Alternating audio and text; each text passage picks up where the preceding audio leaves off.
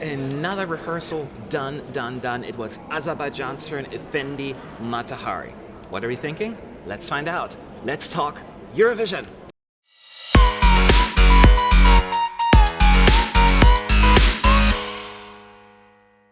What's up? It's Matt and Boris. Hey. AC United, your favorite Eurovision channel, and yes, Efendi took the stage for the first time for Azerbaijan, and her Matahari. Did it impress us or not? Well, we're not even necessarily just talking about the song. We're talking about the whole package, the staging, and how it came together. In terms of like the what's going on, it's all about her four dancers, female dancers, and a big orb or sphere in the back, golden for the most part, Yes. which is kind of like the centerpiece of the story, if you will. That is going to sit there the entire time with some, like there's a cobra in it at some point, some lights, red and green lights in it, and then during the big instrumental piece at the very end, it lifts up and then explodes, and then turns into the Turkish blue eye, which Yes. stands for happiness, you said? I think it's good luck. Good but luck, okay. Maybe like people who are Turkish in the chat They can or let us know. Azerbaijani or Persian, Yeah. because it's like a big thing in the Middle East. Maybe they can shed some We're a little bit insight ignorant on on that. that symbolism, but we would love to hear. But yeah, that's how it ends. So, what are your thoughts? I am whelmed. I would not say underwhelmed, and I would not say overwhelmed. So it's some sort of between that.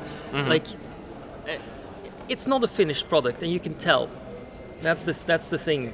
Like for me, it's really hard to sort of form a coherent opinion on Azerbaijan for the simple reason that it's very clear that we're not going to be seeing the same thing on the stage. Like for people who do not know, Efendi's hair was like kind of messed up. She was sort of still finding her choreography. I think we should not be taking these things into account when we're looking at the overall big picture. But it's clearly not a polished up finished product as of now. Now, as for the backdrop and the staging itself, that I think is fairly clear cut. She's dancing along with the dancers. The big question mark that I had was that Efendi seemed to not have much energy in dancing and seemed to be fairly wooden in the few. Yeah. And that was an issue with Cleopatra as well, because that video clip was like every single little shot was shorter than like a second, and immediately slam cut to other things. So we couldn't really see how well she would dance. And then during the Matahari clip, it was actually fairly clear that she isn't that good of a dancer, and now we have an answer. She's improved, but she's not like a. She doesn't like have an like necessarily Elena. the rhythm and the movement. She does not down. have the natural rhythm of an Elena or even an Eden. It's not quite, or even a Jijke Arnaert. Like she's not even on that level all of a sudden. At a certain point, the problem also is that there are a couple of cliches going on, because it's exactly what you would expect from Azerbaijan. Fire. And there are fire, but also another cyan and magenta color scheme, cobras, like that cuts back to Cleopatra because she was bitten by a pair of asps, according to legend, the golden orb. Like it all feels a little bit cliche.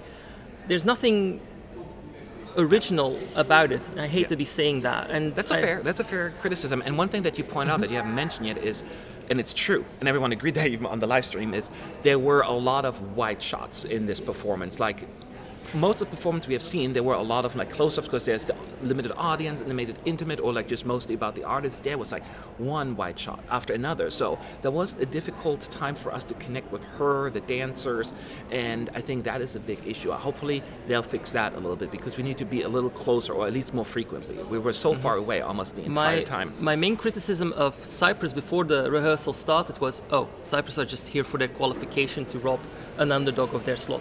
And I don't feel that anymore about Elena Tsagrinu, because I feel like she actually merited or will deserve her qualification when it happens, and it shall happen.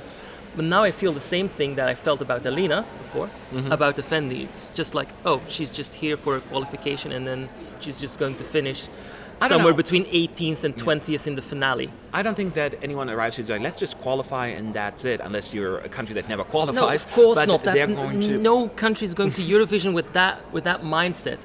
But that's the impression that she gives to me. That's not particularly positive. It's basically, like she's here to participate and not to win. Which I think the problem is, it's not even, as you said, I'm whelmed by it, right? I'm not disappointed, but the problem is it doesn't leave a major impression. It's not when I've watched all these other rehearsals over the last day and a half that this one is the one that stands out to me the most. And again, we have a good amount of upbeat pop songs performed by females in this semi. And there are, whether you like it or not, some of them will miss out. I'm not saying Azerbaijan will miss out, but I don't feel as convinced that this one makes it really give it an extra push that it needs. It's a bit unfortunate that we have had this draw specifically because we now have Croatia in slot 10 with a teal and magenta choreography.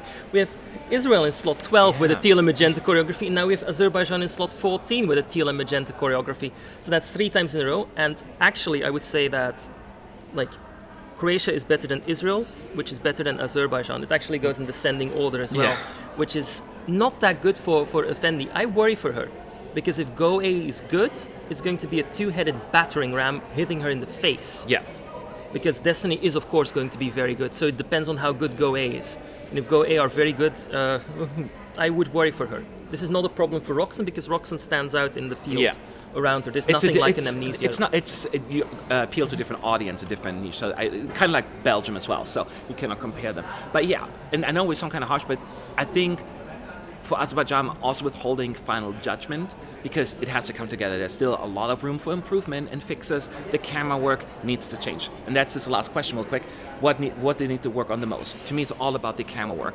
Bring her closer, make her connect with us, and then brighten it up a little because it's very dark, the staging anyway. And you can sometimes not even see her eyes. There is a disconnect there. That would be my suggestion. And I concur with that. Like the few things that I've seen, like for instance, Efendi's hair was a little bit messed up. These are things that are going to be fixed. Like she's going to be given a hairbrush before she enters the dressing room on Tuesday when she has to perform. That's going to be fine. Yeah. But the thing is, white shots with an active choreography is death in Eurovision. We saw it with May Feingold, we saw it with Stones, we saw it several times get rid of a couple of the white shots. This is not going to work if you cannot keep an intimate connection with Efendi. Yeah. And keep it dark, you cannot even see it sometimes. Let her sell it, and if she fails and she encues, then it's on her.